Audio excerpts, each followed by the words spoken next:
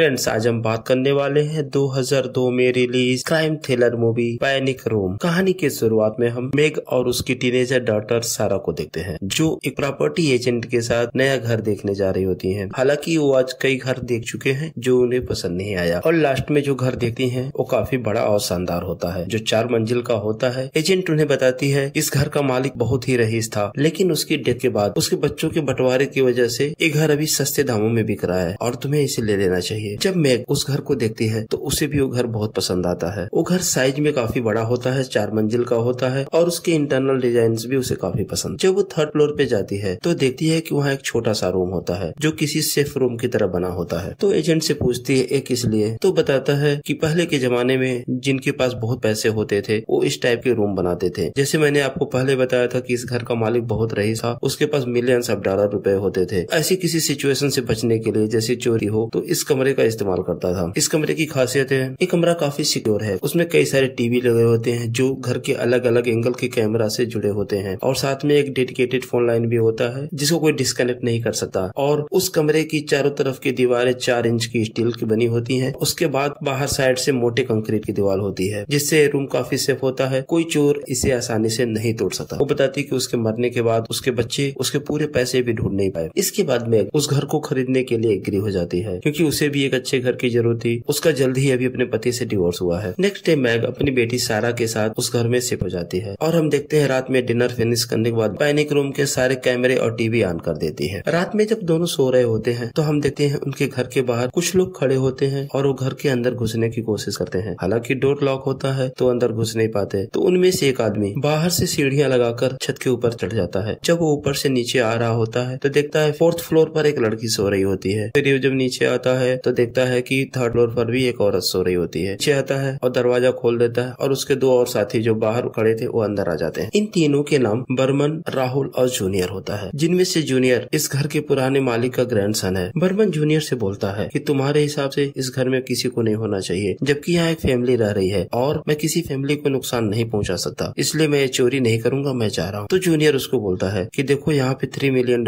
हमें मिल सकते हैं, अगर तुम हमारा साथ दोगे तो तुम्हें भी $1 मिलियन मैं दूंगा। यह सोचकर फिर बर्मन रुक जाता है, क्योंकि उसको भी पैसे की जरूरत होती है। और जूनियर साथ में उससे बोलता है कि तुम माँ बेटी की टेंशन ना लो, उसे हम संभाल लेंगे। वहीं दूसरी तरफ मेग की नींद खुल जाती है। वो वॉशरूम जाती है, लेकिन वो गलती से पैनिक रूम में चली जाती है और वहाँ की लाइट को ऑन कर देती है। फिर वो वॉशरूम जाती है। जो वॉशरूम से वापस आती है और पैनिक रूम की लाइट ऑफ कर रही होती है, वो वहाँ पे लगे मॉनिटर्स में देखती है कि कुछ लोग उसके घर के अंदर घुसे होते हैं। वो समझ जाती है कि ये चोर हैं, और ये देखती है कि वो सब सीढ़ियों से अब ऊपर आ रहे होते हैं। वो जल्दी से अपने बेटी के कमरे में जाती है और उसको जगाती है और उसको लेकर के भागते हुए लिफ्ट के अंदर जाती है। फिर वो तीनों भी उनको देख लेते हैं, उनका पीछा करते हैं, लेकिन मैग 3rd फ्लोर पे जाती है जहाँ वो पैनिक रूम होता है। फिर सारा बोलती है कि हम इस पैनिक रूम में जा सकते हैं। फिर उस रूम में जाकर के डोर क्लोज कर लेती है। फिर मैग उस पैनिक रूम के फोन से पुलिस को कॉल करना चाहती है, लेकिन दुर्भाग्य से वो फोन अभी स्टार्ट नहीं हुआ होता है। तो उसे याद आता है कि मैंने इसके लिए अभी एप्लीकेशन नहीं दिया। और वहीं दूसरी तरफ मैग का मोबाइल उसके कमरे में छूट जाता है। अब वो बाहर जाकर वो फोन ले नहीं सकती। फिर वो तीनों आपस में बातें करते हैं, कहीं वो पुलिस को कॉल ना कर दे। बर्मन बोलता है कि नहीं, अभी हमारे पास ऐसी कोई रिक्वेस्ट नहीं आई, अगर उसने एक्टिवेशन के लिए रिक्वेस्ट डाली होती तो मुझे जरूर पता होता। यहाँ हमें पता चलता है कि इस पैनिक रूम को बर्मन की कंपनी ने बनाया था, और बर्मन खुद पिछले कुछ सालों से कई अमीर लोगों के लिए पैनिक रूम बना चुका था। इधर मैग देखती है कि वहाँ पे एक स्पीकर का ऑप्शन होता है, तो स्पीकर से बोलती है कि मैंने पुलिस को कॉल कर दिया है, थोड़ी देर में पुलिस यहाँ आती होगी। चूंकि ये 1 वे कम्युनिकेशन होता है तो दूसरी साइड से लोग सुन सकते हैं, बोल नहीं सकते हैं। बर्मन इशारे से बोलता है कि तुम कॉल नहीं कर सकते। ये बात मैग के लिए शॉकिंग थी कि उसको कैसे पता इस कमरे का फोन अभी एक्टिवेट नहीं है। तभी उन सबको बोलती है कि तुम्हें जो चाहिए लो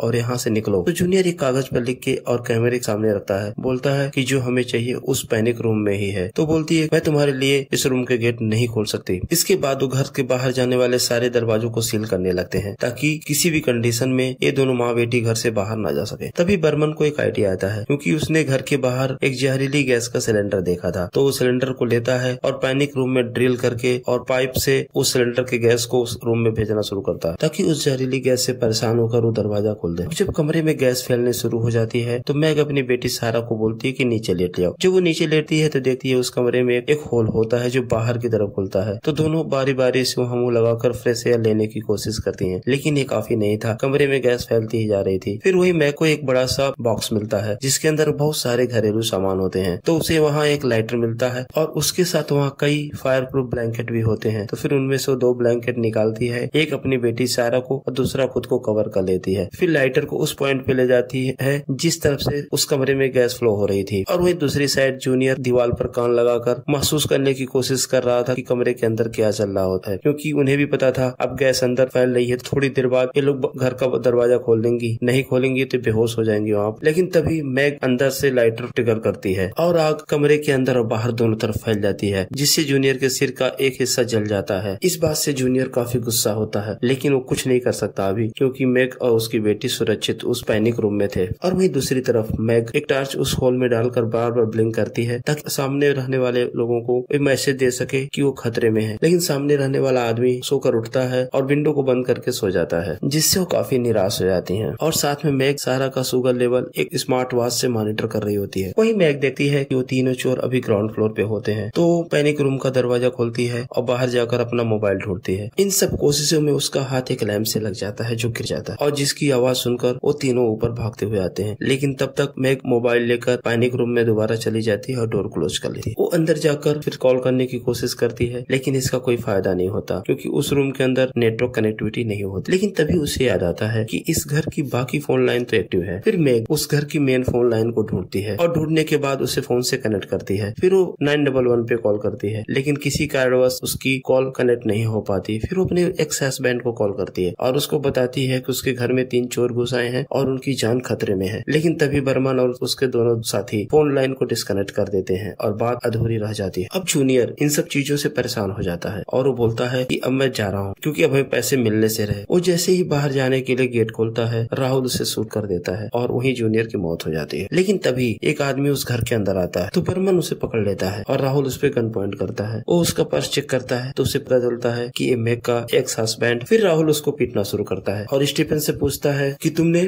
पुलिस को कॉल तो नहीं किया? तो स्टीफन बोलता है नहीं। उसके बाद राहुल स्टीफन को कैमरे के सामने ले आता है, वहाँ बुरी तरह से पिटाई करने लगता है। ये देखकर मैग और उसकी बेटी बहुत दुखी होते हैं, लेकिन वो दरवाजे को खोल नहीं सकते। लेकिन राहुल उधर से पीटते हुए यही मैसेज देता है कि जब तक तुम दरवाजा नहीं खोलोगी इसकी पिटाई चलती ही रहेगी। यहाँ मैग काफी असहाय अपने आप को महसूस करती है। उसका एक्स हस्बैंड उसके सामने पीटा जा रहा था, लेकिन वो दरवाजा नहीं खोल सकती थी, क्योंकि दरवाजा खुलने के बाद शायद वो लोग इन सबको मार देते। और तभी सारा के घड़ी का अलार्म बज जाता है। वो चेक करती है तो देखती है कि सारा का शुगर लेवल काफी कम हो चुका होता है। अब उसे इंजेक्शन की जरूरत होती है, लेकिन इंजेक्शन बाहर घर में फ्रिज में रखा होता है। तो मैग चुपके से दरवाजा खोल के वो इंजेक्शन लेने जाती है, लेकिन तभी बर्मन और राहुल वहाँ आ जाते हैं। मैग राहुल के साथ फाइट कर रही होती है, तभी धक्का लगने से राहुल पैनिक रूम के अंदर चला जाता है और बर्मन गेट को बंद कर रहा होता है। तो मैग तेजी से वो मेडिकल बॉक्स पैनिक रूम के अंदर फेंक देती है। और वहीं दूसरी तरफ राहुल अपने गन से मैग को शूट करना चाहता था, तभी उसका हाथ पैनिक रूम के डोर के बीच में आ जाता है और कुचला जाता है और उसकी गन पैनिक रूम से बाहर गिर जाती है। मैग उस गन को अपने पास रख लेती है, लेकिन वहीं पास के एक स्पीकर के थ्रू वो बोलती है कि मेरी बेटी को इंजेक्शन की जरूरत है, अगर इंजेक्शन नहीं लगाओगे तो मारी जाएगी, इसलिए मुझे आने दो और इंजेक्शन लगाने दो। तो बर्मन बोलता है नहीं, हम गेट नहीं खोल सकते, तुम्हारे पास गन है, तुम हमें शूट कर दोगी। तो मैग बोलती है ठीक है, तो तुम ही उस इंजेक्शन को लगा दो। तो बर्मन बोलता है मैं इस इंजेक्शन को लगा दूंगा, लेकिन उसके लिए तुम्हें गन फेंकना होगा और यहाँ से नीचे जाना होगा। तो मैग सहमत हो जाती है, वो नीचे चली जाती है और बर्मन सारा को इंजेक्शन लगा देता है, जिससे सारा का शुगर नॉर्मल हो जाता है। तो बर्मन इंटरकॉम पे मैग से बताता है कि मैंने इंजेक्शन लगा दिया है और सारा अब ठीक है। और दूसरी तरफ मैग देखती है कि स्टीफन काफी जख्मी हालत में होता है। वो उसको उठाकर चेयर पे बैठाती है और उसके हाथ में गन देती है और बोलती है कि जरूरत पड़ने पे इसे चलाना। अब बर्मन अपना टूल बॉक्स खोलता है और फिर तिजोरी के ताले को तोड़ देता है। तो देखता है कि वहाँ कोई कैश नहीं होता, लेकिन $22 मिलियन